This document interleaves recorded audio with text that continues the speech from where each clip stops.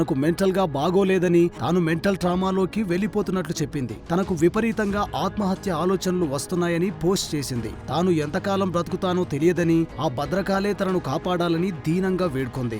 అయితే తనకు ఆత్మహత్య ఆలోచనలు రావడానికి, తన మెంటల్ స్థితి బాగాలేకపోవడానికి మీడియా, టీడీపీ, జనసేన అని శ్రీరెడ్డి ఆరోపించింది. తనను వాళ్ళు ఘోరంగా టార్చర్ పెడుతున్నారని, వాళ్ళ టార్చర్ భరించలేకపోతున్నానని చెప్పింది. అయితే ఇదే క్రమంలో మరో సంచలన వ్యాఖ్యలు కూడా చేసింది. వైసీపీ మీద కూడా హాట్ కామెంట్స్ చేసింది శ్రీరెడ్డి. తనకు వైసీపీలో కూడా తీవ్ర అవమానం జరిగిందని ఆరోపించింది. తాను జగన్ కోసం ఇంత చేస్తే కనీసం వైసీపీ ఫాలోవర్ గా కూడా గుర్తించడం లేదని, సొంత వాళ్లే తనను అవమానించారని ఆవేదన వ్యక్తం చేసింది. తాను ఆత్మహత్య ఆలోచనల నుంచి బయటపడేందుకు ప్రయత్నం చేస్తున్నట్లు శ్రీరెడ్డి తెలిపింది. అయితే అది ఎప్పటికి అవుతుందో కూడా తెలియదని చెప్పింది. తాను చెబుతున్నదంతా జనాలకు కామెడీగా ఉండొచ్చని, అయితే ఇది నిజంగా నిజమని శ్రీరెడ్డి పోస్ట్లో పేర్కొంది.